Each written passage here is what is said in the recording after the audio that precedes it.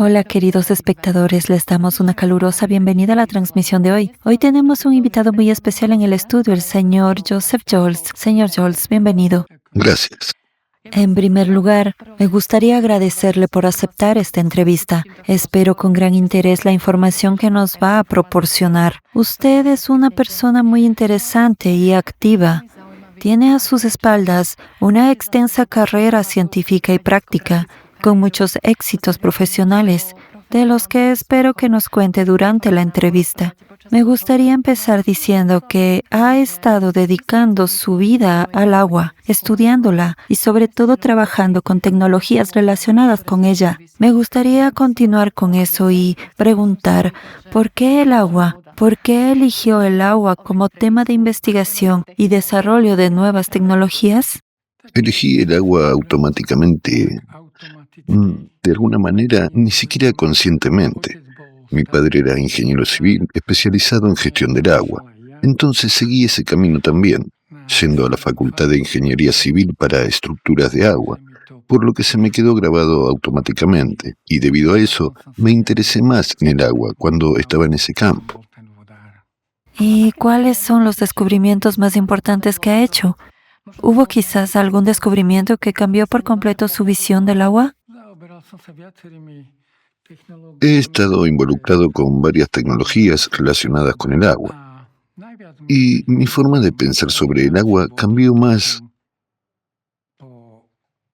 cuando me ocupé del transporte de grandes cantidades de agua a África. Antes tardábamos como mucho un año para cada uno de nuestros cuasi inventos, de los huracanes, los tornados, hasta las olas de tsunami. Pero cuando quise llevar agua a un lugar como África, fui incapaz de resolver el problema durante año y medio. Como especialista, probé todas las posibles tecnologías conocidas de gestión del agua, pero nada de eso funcionaba. Llevar billones y billones de agua simplemente no se lograba.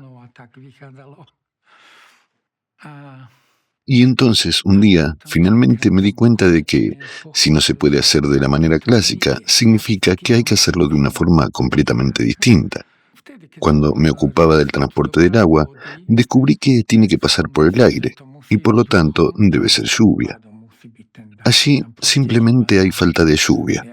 En África, en el lugar de este lago de 200 por 200 kilómetros, que se está secando, salado, y que en esencia ya no es un lago, sino simplemente un desierto salino, alguna vez fluía el Danubio. Entonces, mientras resolvía este problema, me di cuenta de que esto podría ocurrir simplemente a través del aire. Además, es posible que la deforestación también tenga un impacto. Después de todo, los bosques desempeñan un papel enorme en la generación de lluvias. El bosque es capaz de extraer agua. Es como una bomba de agua. Básicamente, el bosque actúa como una bomba que transporta el agua hacia las regiones interiores, permitiendo que la lluvia llegue más lejos dentro del continente. Y no será simplemente una lluvia ocasional, como cuando la humedad del océano cae de una sola vez y luego vuelve a la sequía. Pero cuando hay bosques, la humedad se evapora de nuevo en el aire, se desplaza y vuelve a caer en forma de lluvia, se evapora de nuevo, y así continúa penetrando más en el interior del continente. Por eso, la plantación de bosques contribuye enormemente a la generación de lluvias, aunque no se puede decir que sea un factor artificial. Entre otros factores naturales de influencia está, por ejemplo, la complejidad del terreno. Esto se denomina efecto montañoso sobre la lluvia. Es decir, en las montañas suele llover más, y también cerca de ellas suele haber más precipitaciones. Así fue como pensé en cómo imitar una montaña y crear ondas gravitacionales que también favorezcan la formación de lluvia. La idea es que estos factores, la dirección del viento y la complejidad del terreno, se combinen de tal manera que genere una onda gravitacional a cierta altura, donde el agua se evapora y se condensa. A veces estas nubes permanecen inmóviles mientras el viento sigue su curso, pero las nubes se quedan en el mismo lugar. Esto ocurre porque así es como funciona la onda gravitacional. Y para evitar la lluvia, se utiliza, de hecho, un refuerzo previo de las precipitaciones. Es decir, no se trata de detener la lluvia.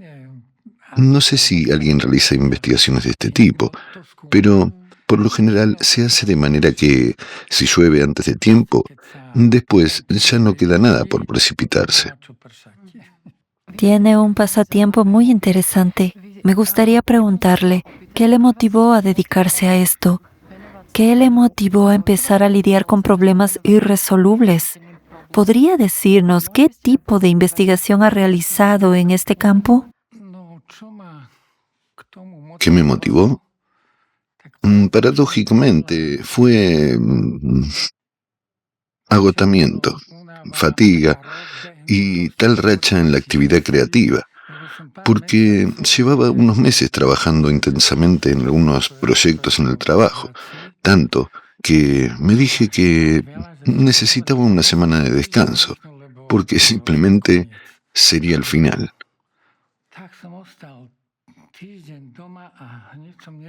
Así que me quedé en casa durante una semana y de inmediato no supe qué hacer.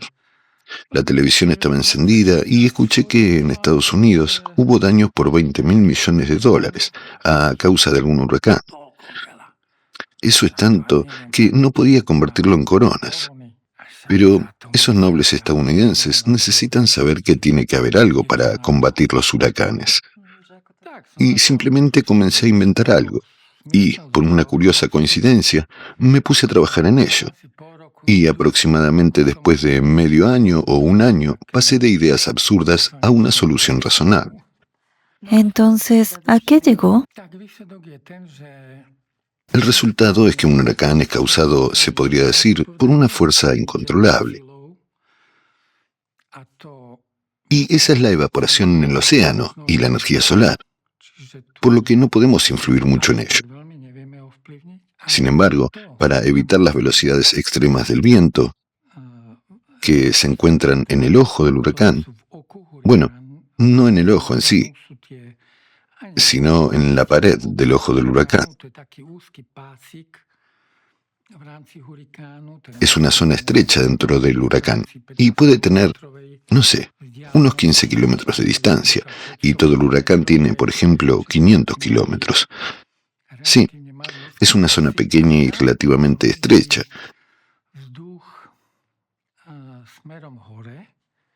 donde el aire fluye hacia arriba, provocando todas las demás tangenciales. Básicamente todo este huracán. Y calculé según estos componentes de velocidad, tangencial, radial y vertical. Y esa energía es aproximadamente 1000 veces menor que la energía total. La componente vertical también es 1000 veces menor. Y a partir de valores medios se puede calcular cuánta fuerza se necesitaría para detener ese flujo de aire en la pared del ojo y calmarlo, por así decirlo. ¿Cómo contrarrestarlo? Resulta que cuando en la pared del ojo, donde se registran las velocidades verticales más altas, se acumula una cierta cantidad de agua del océano, al entrar pequeñas gotas de agua salada, de las cuales hay bastantes, ejercen su peso. El huracán atrae esas pequeñas gotas y las arrastra hacia arriba, por lo que tiene que realizar un trabajo enorme. Por ejemplo, en la central hidroeléctrica de Gatchikovo, el agua cae 10 metros e inmediatamente tenemos 700 megavatios. Pero en el huracán el agua sube. No importa si hacia abajo o hacia arriba, pero no se eleva 10 metros, ni 100 metros, ni siquiera 1000 metros. Se puede transportar hasta la altura de las nubes del huracán, hasta 15 o 20 kilómetros.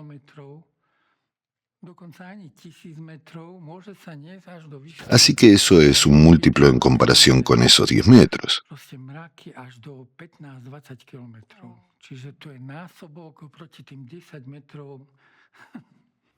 Esa es una gran diferencia. Radical, sí.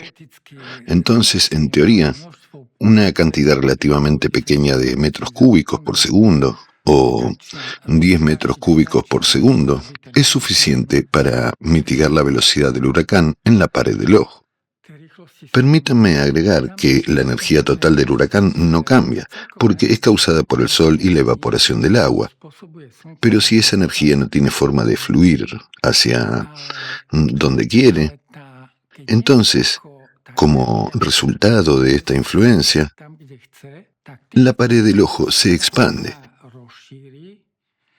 Y es como cuando un patinador artístico junta sus brazos, gira más rápido, y cuando se extiende, gira más lento, por lo que el huracán simplemente gira más lento. Y las velocidades extremas, que causan mayor daño, se reducen. Entonces, de esta manera se reduciría la fuerza del huracán. ¿Lo entendí correctamente? La fuerza general no cambia, pero las velocidades extremas se reducen radicalmente. Depende de la velocidad. Hay una ligera disminución de la fuerza, e inmediatamente el daño que estas tormentas hacen cambia drásticamente. Una pregunta más. Entonces, ¿el huracán desvía el calor del océano al espacio? ¿Podría usarse también para eliminar el calor del océano? Porque el calor se acumula allí también debido a los nanoplásticos. ¿Podría de alguna manera desviarlo?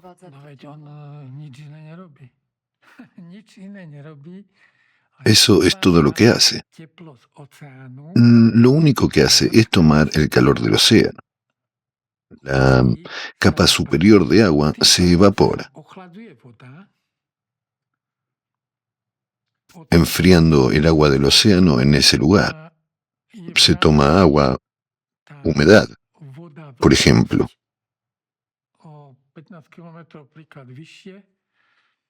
A una altura de 15 kilómetros. 15 kilómetros son suficientes. Aquí abajo no hará tanto frío si el sol se refleja 15 kilómetros más arriba. No haría tanto calor en la ciudad, pero se refleja en la acera y luego sobre nosotros. Como resultado, hace calor. En las ciudades, en términos climáticos, falta enormemente la vegetación. Las imágenes térmicas suelen mostrar que las zonas alrededor de los parques son inmediatamente más frías. Las hojas son significativamente más frías porque hay una evaporación constante en una hoja del árbol, enfriándose así continuamente con esa evaporación. Y eso también es parte de la regulación del clima, en las ciudades y en la tierra. Los huracanes son, en cierto modo, beneficiosos para el clima de la Tierra.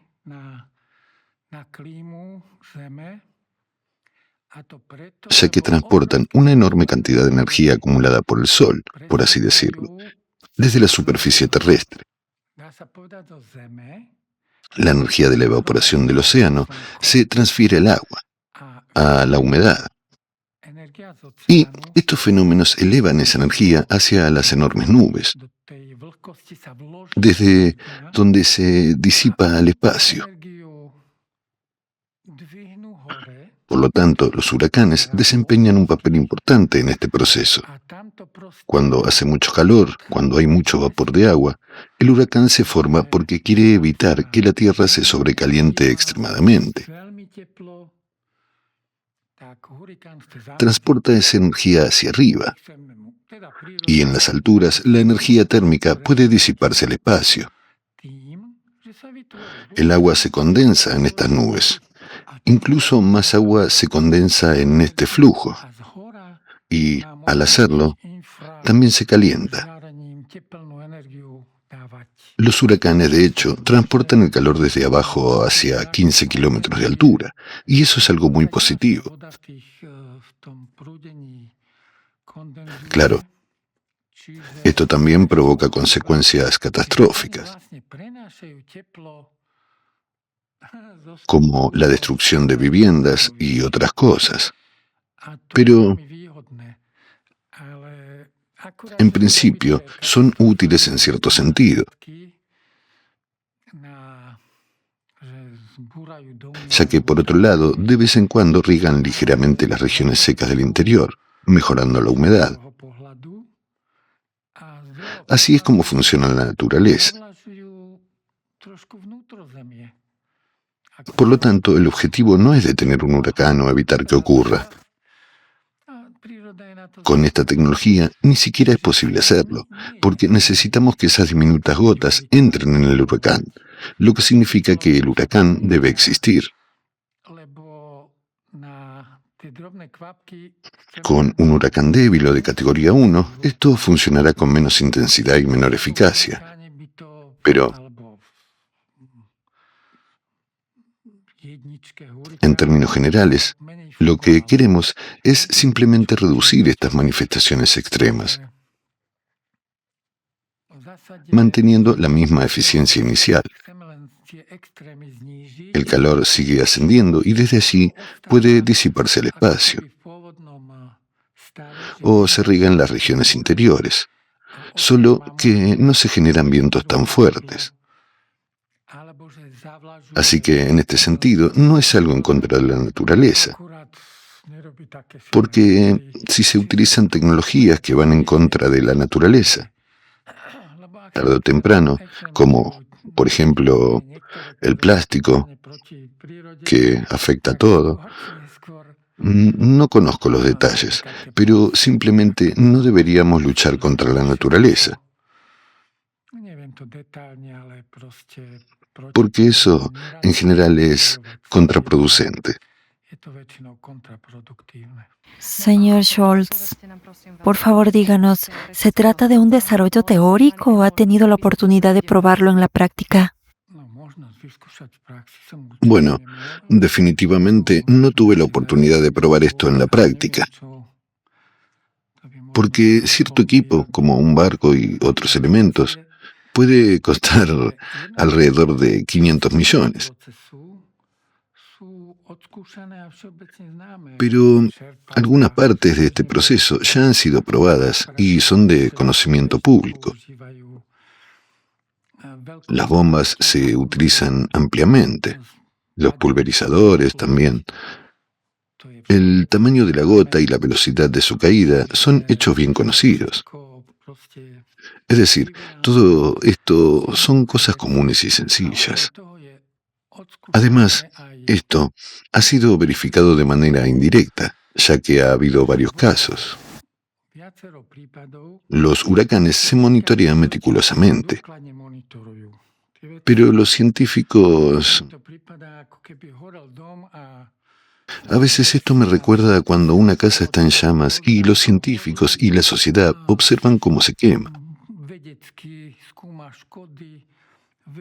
Analizan científicamente los daños y luego hacen un análisis científico sobre cuánto costará reparar las consecuencias.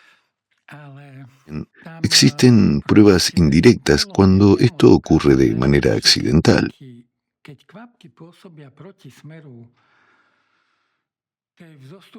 El hecho de que las gotas contrarrestan la velocidad ascendente en la parte del ojo del huracán. Se conocen casos en los que la fuerza del huracán se redujo. Por ejemplo, de categoría 4 a categoría 3, lo que ya representa una diferencia significativa. Así que vemos que, a veces, la propia naturaleza a veces puede manejar esto por sí sola. Esto está demostrado por esas observaciones parciales o simplemente por este hecho. No se ha realizado una prueba integral, aunque los científicos han trabajado durante mucho tiempo en la mitigación de huracanes. Su objetivo era precisamente expandir el ojo del huracán, pero lo hacían únicamente de manera química y cosas similares. lo que resultaba extremadamente complicado. Grandes cantidades de productos químicos, transportar algo con aviones, etc. Por eso, después de un par de décadas, simplemente abandonaron esas investigaciones. Porque también es como... Ellos lo perciben como una especie de fatalismo. No se puede hacer nada al respecto. Es un problema enorme. Sí, irresoluble. Por eso prefieren gastar billones en armas en lugar de miles de millones en mitigación. También me gustaría preguntar, imaginemos un huracán. Sabemos que tiene una energía enorme. ¿A dónde va esa energía cuando el huracán se extingue? ¿Y puede hacer algún daño en otro lugar, en otra parte, quizá de otra forma? En principio, no, porque esta tecnología solo reduce la progresión de la velocidad en esta pared del ojo. En la estrecha pared del ojo, la progresión es extremadamente alta, mientras que las demás velocidades dentro del huracán, que pueden abarcar unos 500 kilómetros, son relativamente más bajas.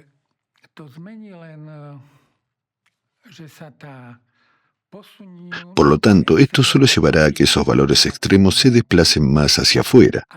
Es decir, lo principal es que esto reducirá esos valores extremos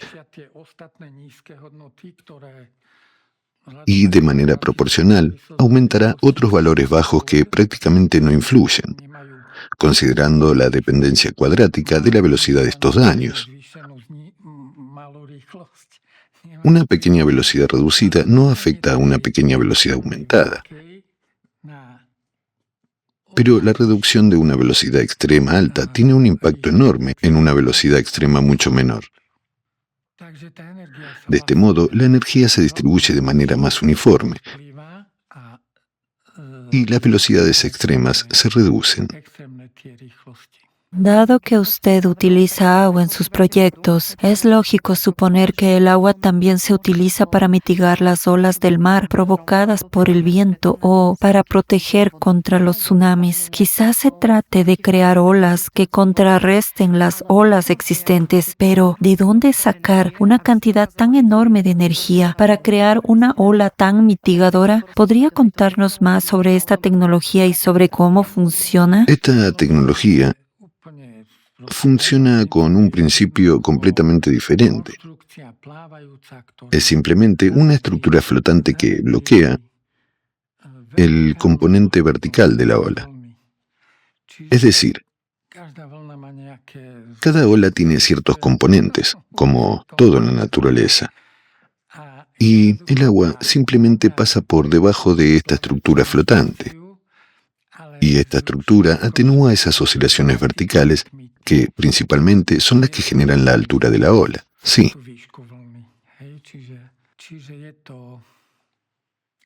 Así que se trata simplemente de un dispositivo flotante, una estructura masiva, pero no como algunos flotadores o skimmers para recolectar petróleo que recogen derrames,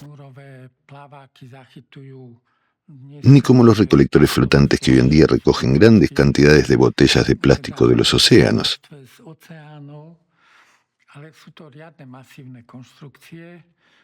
Son estructuras masivas ancladas al lecho marino que previenen, es decir, reducen la altura de la ola. Vaya, genial. ¿Y qué movilidad debería tener un dispositivo de este tipo para poder transportarlo o trasladarlo a una zona peligrosa lo más rápido posible? Bueno, móvil. Considerándolo masivo y demás, no es tan móvil. El transporte lleva algo de tiempo, porque si se quiere proteger un área de las olas, es necesario proteger al menos entre 5 y 10 kilómetros de alguna parte de la ciudad. Respecto a esas estructuras, tienen kilómetros de largo y, de hecho, pueden ser transportadas en cuestión de días. Y la mayoría de las veces, esto sucede durante los huracanes, porque en esas situaciones influyen tres factores. Bueno, en realidad son más, pero hay tres principales. El primero es el huracán, que genera olas debido al viento. Luego está la marea, que varía dependiendo del momento en que ocurre. A veces la marea es de medio metro, otras veces alcanza los 10 metros. Esa también es una gran diferencia. Enorme. Sí, pero los científicos pueden monitorear perfectamente los huracanes hoy en día. Pueden determinar con un 90% de probabilidad de que lleguen en una semana o dos, y aproximadamente dónde ocurrirán. Así que, teóricamente, la estructura se puede transportar, pero debido a su gran tamaño, probablemente sea más sensato simplemente dejarla en su lugar. ¿Y cree que faltan investigaciones científicas en este ámbito respecto al agua? Yo diría que faltan en todos los ámbitos, no solo respecto. Pero lo que falta es información científica integral.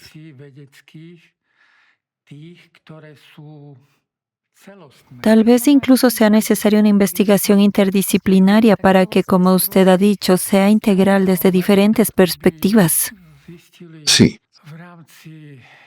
Por ejemplo, en el caso del agua estructurada, los científicos podrían averiguar cómo se puede influir en ella,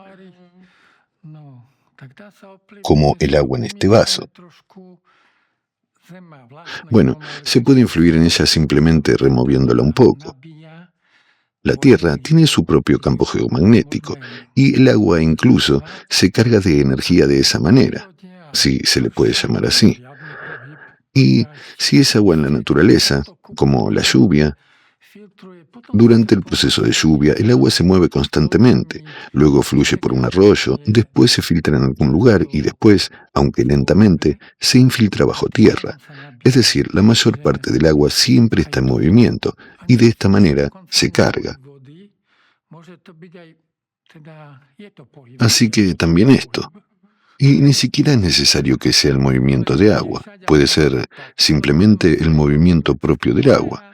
Esto también es un movimiento.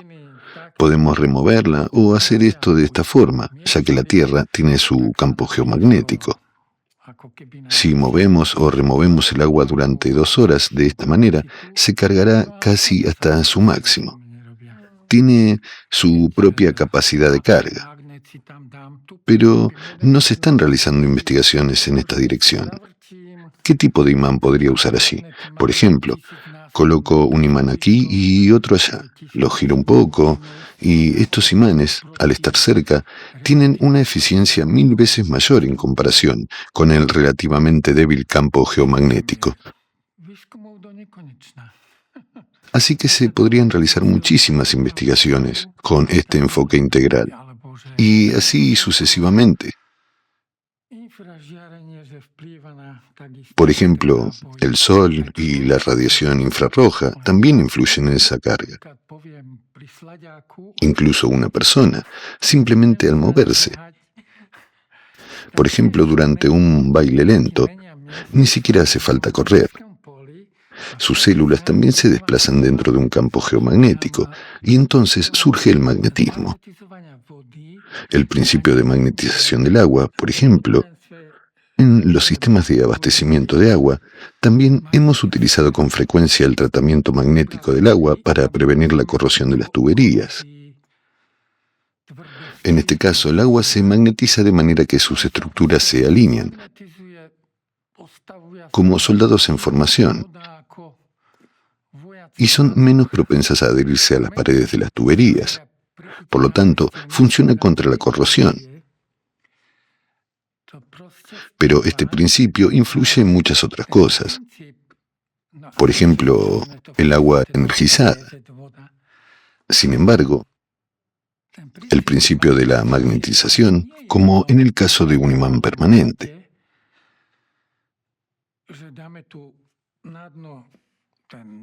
Así que colocamos un imán fuerte de neodimio en el fondo, y si el agua está inmóvil, el imán ni siquiera la afecta,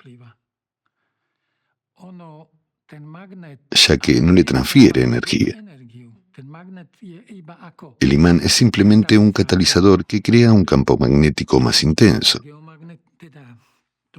Y solo cuando el agua se mueve es cuando se magnetiza. Es decir, se magnetiza debido al movimiento cinético. Es decir, debido a esta energía cinética dentro de ese campo magnético intensificado. Es decir, el imán no pierde energía. La energía está ahí, pero necesitamos aplicar energía para remover el agua. Y esa energía se transforma en energía magnética. Es algo tan básico como si los científicos, como si las personas no tuvieran la posibilidad de buscarlo en Google. Allí también falta investigación, así que hay mucho en lo que trabajar y mucho por investigar. Exactamente. Y desde un enfoque integral sería mucho mejor. Exactamente. Se necesita interdisciplinariedad, un enfoque integral. Muchos ojos, muchas manos, diferentes puntos de vista aportan nuevas perspectivas, complejidad, así es. Señor Scholz, me gustaría abordar el hecho de que en los últimos años nos enfrentamos al problema del cambio climático, al desequilibrio climático en todo el mundo. Por un lado, cae una cantidad enorme de precipitaciones y por otro, en algunas regiones no ha llovido en mucho tiempo. Y en el contexto de que estos fenómenos climáticos extremos se intensifican en todo el mundo, usted ha mencionado que el agua y el vapor de agua influyen en el clima muchas veces más que los gases de efecto invernadero y que son el principal regulador del clima. ¿Podría explicar con más detalle cómo se lleva a cabo esta regulación y qué papel desempeñan el océano y el agua en este proceso? En cuanto a los gases de efecto invernadero, el océano, el agua, cuando terminé mi trabajo, después de haber entendido todo lo que podía entender, por ejemplo, sobre la misma transferencia de agua a África, descubrí que la humedad es muy importante para eso y proporciona este cierto equilibrio y mitigación de los fenómenos extremos.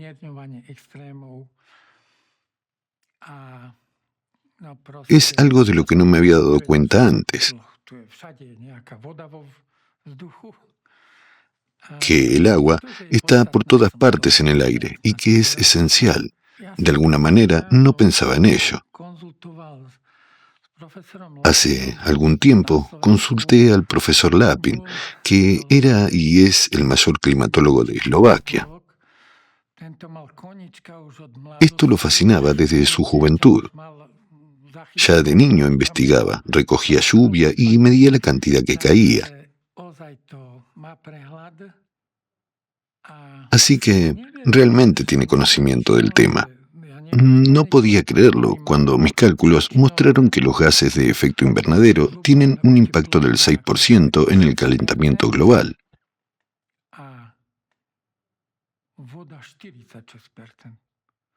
Mientras que el agua tiene un 46%. Esa disparidad me parecía incorrecta, porque no es como en la proporción que se dice. 6% de gases de efecto invernadero y 46% de agua.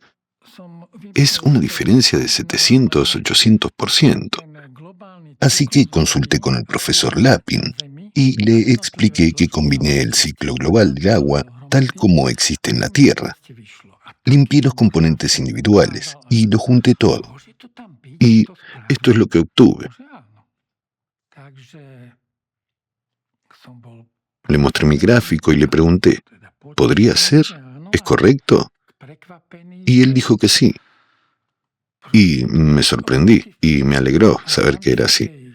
Pero me sorprendió que el agua tenga una influencia tan enorme, mientras que en climatología, en los trabajos científicos y en los medios de comunicación, solo se habla de los gases de efecto invernadero.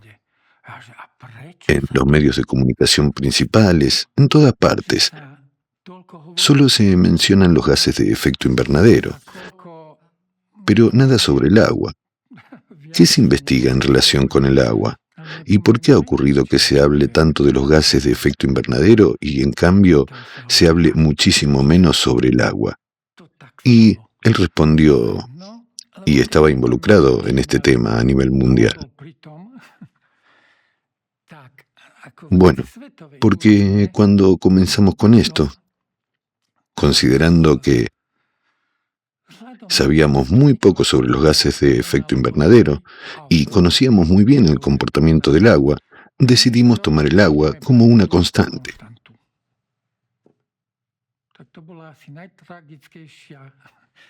Así que, probablemente, esta fue la decisión más trágica que tomaron los científicos en el contexto del calentamiento global y la tendencia que le siguió. Simplemente ignoraron al agua y la asumieron como una constante. ¿Qué cree que debería hacerse ahora? ¿Cómo podemos ayudar a que nuestro planeta vuelva a un estado normal y armonioso?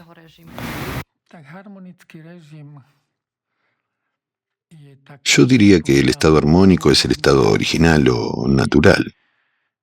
Creo que debemos limitar la intervención humana. Algunos opositores a la teoría de los gases de efecto invernadero afirman que el ser humano no tiene ninguna influencia en absoluto. Pero no creo que el ser humano no tenga ninguna influencia. Porque cuando en el último siglo las personas talaron la mitad de los bosques del planeta, eso tiene un impacto bastante radical. Y cuando la humanidad ha contaminado gravemente el océano, eso ya es evidente. Por lo tanto, cuando hablamos de los gases de efecto invernadero, simplemente los científicos están enfocados en cómo eliminar el CO2 de la atmósfera. Pero afortunadamente, la naturaleza, cuando el CO2 aumenta, estimula la proliferación de los bosques. Por ejemplo, en Eslovaquia, si se deja un bosque en paz durante 10 años, este se expande gradualmente. La naturaleza lo ha dispuesto todo de manera perfecta.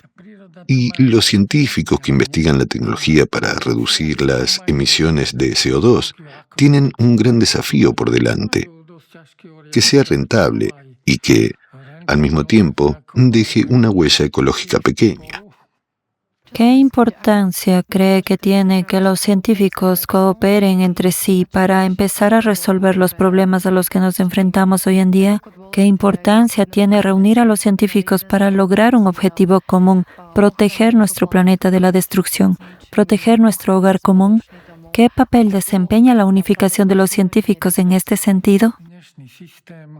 El sistema actual no solo divide a los científicos, sino también a todas las personas. Todo, diría, está atomizado, es decir, fragmentado.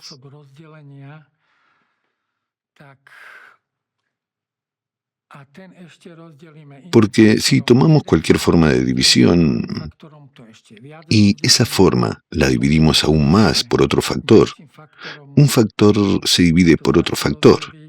Es decir, dividimos aún más lo que ya estaba dividido. El siguiente factor vuelve a dividirlo, y después de dividirlo por el 10º factor, tenemos una sociedad atomizada. Uno es vegetariano, otro es carnívoro, otro es algo más. No sé, simplemente se difunde lo que está de moda, y encima se les impone deliberadamente para que tengan de qué discutir, que no se ocupen de sí mismos, sino de rumores y de estas divisiones, que luchen entre sí, divididos por estos factores.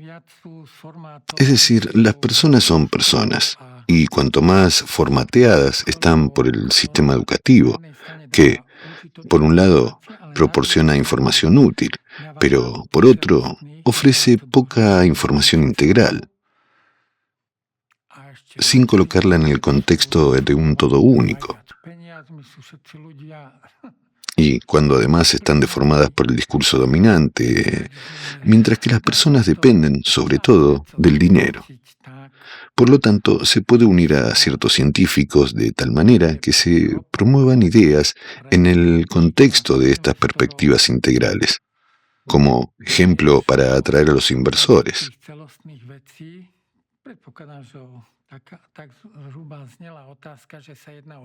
Supongo que su pregunta iba en esa dirección. Hacía investigaciones de este tipo que generalmente no se realizan. Y para transmitir esto tanto a las personas como a los inversionistas, si lograra llegar a los inversionistas, podrían financiarlo de inmediato. Y si llegara a las personas, estas podrían influir, por ejemplo, en las investigaciones estatales o directamente en los mismos inversionistas, o para que eso se ponga de moda. Entonces, aparecerán fuentes de financiamiento y automáticamente esos científicos dedicarían parte de su trabajo a ellos y pueden ganarse la vida con eso. También habrá quienes lo hagan de manera independiente al sistema actual, siempre que puedan permitírselo, pero no suelen aparecer en los medios de comunicación. ¿Y qué opina usted? Para unir a los científicos o atraerlos a la solución de los problemas que enfrentamos actualmente debido al cambio climático, ¿jugamos nosotros, las personas, algún papel en esto? ¿Cree que si ahora, por ejemplo, las personas en todo el mundo comenzaran a exigir que esta crisis climática se aborde, eso podría influir de alguna manera en el curso del trabajo conjunto de los científicos? Bueno, las personas, por supuesto, pueden influir en esto, si se trata de una comunidad organizada, es decir, una comunidad más grande que tenga impacto en la sociedad. Simplemente, dentro de su entorno, o por ejemplo en el ambiente estatal, podrían lograr mediante, no sé, elecciones, que llegue alguien que impulse que la Academia de Ciencias correspondiente realice investigaciones, o que los institutos estatales de investigación también aborden algunos de estos temas. Pero la atención de los medios a menudo está dirigida en una dirección completamente diferente y no hacia las cosas en las que debería estar enfocada. Sí, la atención de las personas cuando está enfocada en algo. Y cuando son muchas personas, se pueden lograr resultados. Es decir, la atención conduce a ciertos cambios y acciones, y así sucesivamente. Hay que redirigir la atención de las personas del dinero hacia la regulación, hacia la naturaleza, es decir, hacia la regulación de lo que llamamos catástrofes. Esta catástrofe climática es solo una regulación. La naturaleza se autorregula. Cuando talamos la mitad del planeta, la naturaleza intenta compensarlo de otra manera, como aumentando los niveles de CO2 para que crezcan más árboles, o mediante otros mecanismos. Por eso, debemos prestar más atención a la naturaleza. Señor Scholz, en la introducción mencioné que usted tiene a sus espaldas una rica actividad científica y práctica. Realmente ha logrado mucho. Y me gustaría preguntarle, ¿cuáles de esos logros considera los más importantes y por qué? El trabajo que he realizado no es tanto científico, sino más bien práctico. Nos dedicamos a las tecnologías de purificación de agua. En cuanto al ámbito científico, organizamos durante unos 10 a 15 años una conferencia científica llamada Agua Potable en Eslovaquia. No es exactamente un trabajo científico, pero reuníamos a científicos y practicantes, es decir, a personas y sus investigaciones. Conocía personalmente a funcionarios de los ministerios y a otras personas que asistían.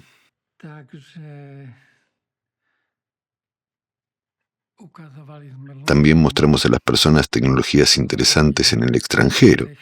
Cada año organizábamos visitas guiadas. Cuando una persona quiere comprender algo y lo investiga de manera integral, se le ocurren ideas. Como decía Einstein, que simplemente imaginaba el proyecto en su mente. ¿Y qué pasaría si esto lo hiciera de tal manera y esto de esta otra forma?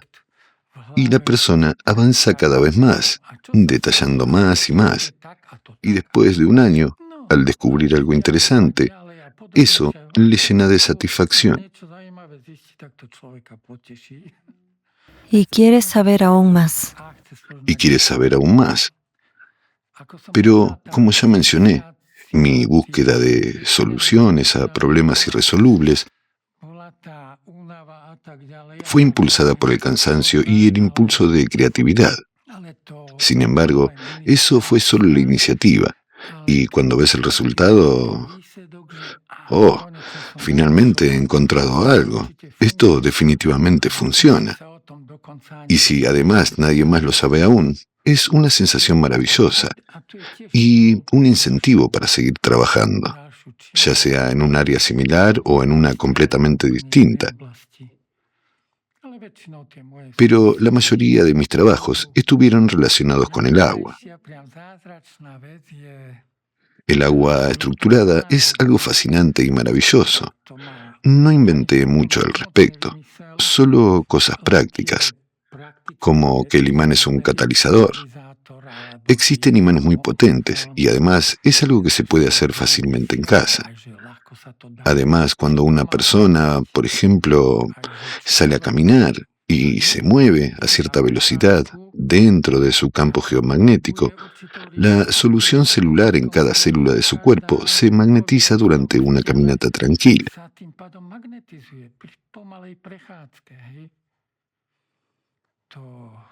Nunca escuché hablar de esto en ningún lado. Tuve que llegar a esa conclusión por mí mismo. Pero no son inventos en sí mismos. Es decir, uno se alegra con pequeños descubrimientos sorprendentes, como decir, he descubierto algo que no sabía. Por eso hay que ampliar el conocimiento, y eso es posible. Uno solo debe estudiar de manera profunda y lo más ampliamente posible. Hoy en día, la inteligencia artificial es una excelente herramienta, aunque conlleva grandes riesgos relacionados con la manipulación de las personas. Sin embargo, se puede aprender mucho de ella, y es de gran ayuda para este tipo de reflexiones, aunque hay que consultarla con precaución, ya que siempre subraya que solo es fiable aquello que los científicos han dicho e investigado adecuadamente. Bueno, como se dice, es necesario verificar toda la información. De esa manera, nadie podrá engañar a una persona. Señor Scholz, para finalizar, me gustaría preguntarle qué es lo que le inspira y motiva a continuar con sus investigaciones. ¿Ya ha pensado en qué le gustaría trabajar en el futuro o quizá desea comenzar a investigar algo nuevo? Cuando estudias un tema en detalle, descubres que en realidad sabes menos de lo que pensabas, porque hay muchas más cosas específicas. Y paradójicamente, a veces parece que sabes cada vez menos.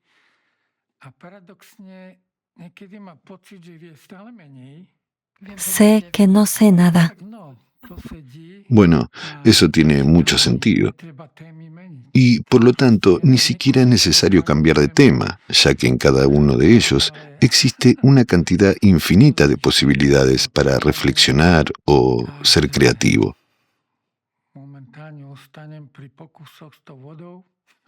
Así que por ahora me centraré en los experimentos con agua, que, diría yo, produce energía de la vida. A menudo, a lo largo de los años, he tenido inversionistas que me dicen que dentro de un mes se lanzará el proyecto o que en 2 semanas comenzará la financiación de unos 5 proyectos. Pero todo eso, poco a poco, se desvanece. Luego aparece otro nuevo y también termina por desvanecerse. Así que no me baso demasiado en eso. Este lado es un poco más complicado. Hoy en día, el dinero gobierna el mundo y las mentes de las personas, por lo que ese aspecto, diría yo, es el más complicado. Para llevar estos resultados a una forma tangible, confirmada y verificada, realizamos muchos, por así decirlo, trabajos que no son investigaciones fundamentales, ya que de eso se encarga la Academia de Ciencias y otros institutos similares. Nosotros nos dedicamos más al desarrollo o a las pruebas de laboratorio, donde modelas algo y experimentas con ello en un entorno controlado. O realizamos pruebas semioperativas, cuando los experimentos se realizan directamente durante la operación.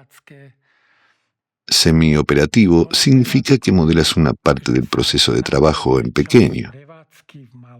Sigo hablando de la planta de tratamiento de agua potable, donde estos resultados se implementan de inmediato, se montan y se prueban de esa manera. Así que sigo estando más enfocado en el lado práctico. Esto no es investigación fundamental. Por lo tanto, este tema seguirá.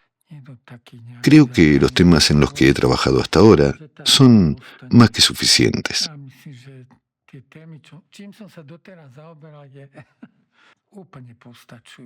Esto también abre las posibilidades y la información que una persona puede obtener, por ejemplo, en relación con el agua.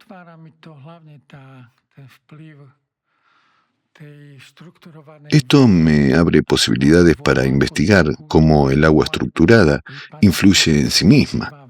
Involuntariamente llego a la conclusión de que se trata realmente de agua viva,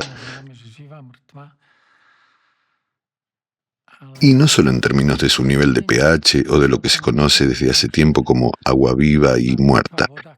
Pero el asunto de la agua viva y agua muerta no es tan simple. Cuando ciertos elementos dejan de funcionar, el agua vuelve a su estado anterior o simplemente se le añade algo. Por ejemplo, si añado bicarbonato de sodio al agua, aumenta la energía del agua hacia este lado. Es decir, hacia el estado de agua estructurada. Sin embargo, la sangre, por ejemplo, tiene un pH constante, una temperatura prácticamente constante y una carga prácticamente constante. Ella misma se autorregula. Así que hay muchas cosas por investigar.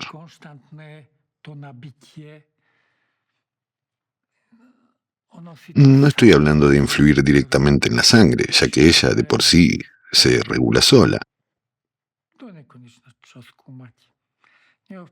Cambiar el pH no aumenta la energía total, porque no estamos añadiendo energía.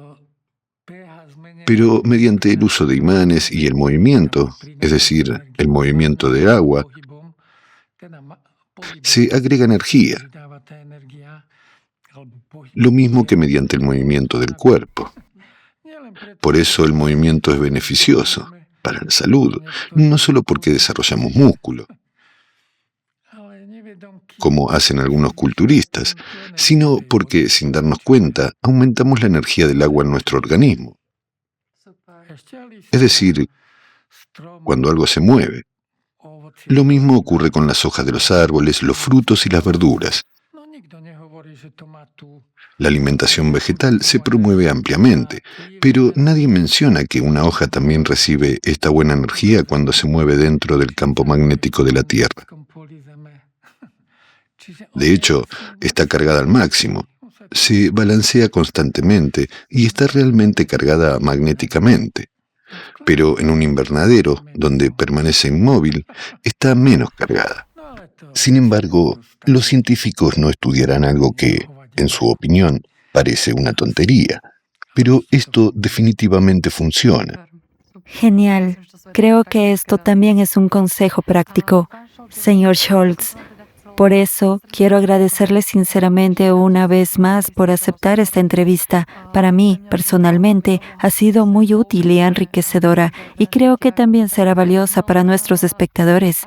Pues bien, como se dice, le deseo todo lo mejor. Espero que nos volvamos a ver. Hasta la próxima. Muchas gracias a ustedes.